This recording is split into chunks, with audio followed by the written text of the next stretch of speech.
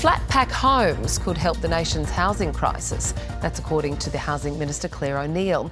The government is committing $39 million to help boost the building of prefab homes, which it says could get more homes built quickly and cheaply. So, how do they work? Dr. Michael Fotheringham is the Managing Director at the Australian Housing and Urban Research Institute and is with me now. Very good morning to you, Michael. Thanks for your time. Good morning, Kath. So, just can you first of all tell me exactly what is a flat pack home?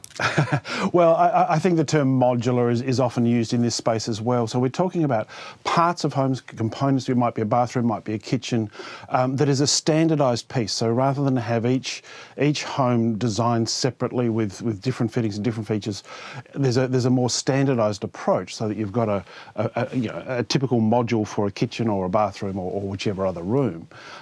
And that can speed up the process in terms of design, but also of construction, because if you can standardise construction, you can work on a production line and produce many more of these than you do building each one on site. Okay, so the government is committing this money for a trial of these modular components.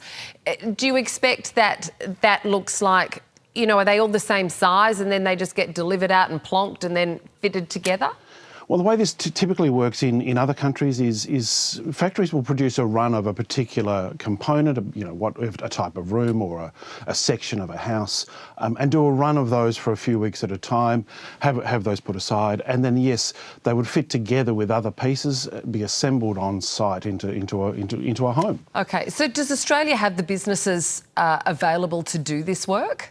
We have the technologies, we have the approach, we just need to set up the production lines to make it happen. So it's really about making better use of the resources we have and the skills that we have to mass produce some of these things, to get a production line approach. How long roughly does a production line take to set up from scratch, essentially?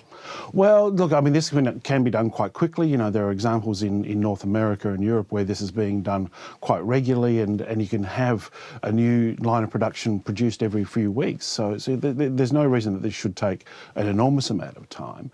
The point being really about that standardisation of products that can enable us to build more quickly. And what is the quality of these sorts of homes? Well, you know, it comes down to the quality of the design and your manufacturing, but there's no reason these can't have as long or longer life expectancies than homes built on site. And what could they cost? What is the sort of discount to what you would say cost a normal home to build? That, you know, there's a lot of details in that question, depending on what the design looks like. But the intent being, the more you can standardise, the more you can have a straightforward method of delivery that produces the same thing over and over. That's where the cost savings come in. So with the same materials, the same number of homes built, you can actually save money and have a more efficient process. So in these cities where we know we've got a housing crisis across the country, but in the cities where it is most dire, the capital cities there, where would these homes go? Well, there's no reason they can't go in any part of the country. You know, this approach can be used on the edges of our cities, infill development within our cities. You know, a knockdown rebuild on a suburban block can use this approach. You know, we can be building apartments this way as well. It doesn't have to be freestanding houses. Also works well in regional Australia. So, you know, there's no real constraint on where it can be used. When it comes to the outskirts of cities with urban sprawl, etc., we know that it's not just as simple as clearing land. It needs infrastructure around it, sewage, water, electricity. Does that not then defeat the purpose somewhat, given that expense might then take up the savings created in a modular home?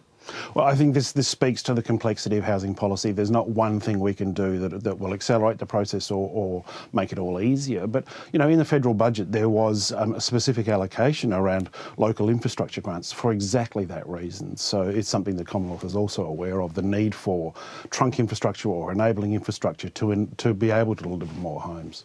You mentioned, Michael, that it would be suitable for a range of sites, therefore a range of people to buy them and to live in them. But who would they most likely be for?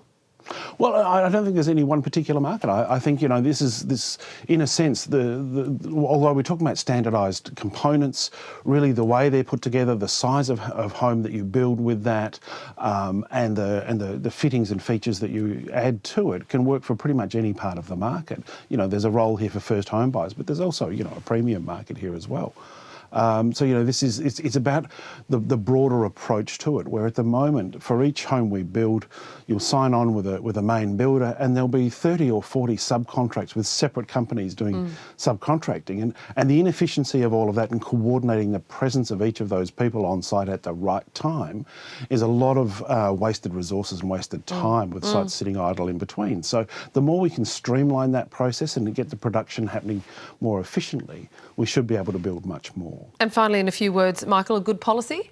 Yeah, look, it's an important piece of the puzzle. You know, there is no magic wand for housing supply or for housing affordability, but this is a useful, you know, step in the right direction. Yeah. All right, Michael Fotheringham, Dr. Michael Fotheringham, Managing Director at the Australian Housing and Urban Research Institute. Thank you for your time.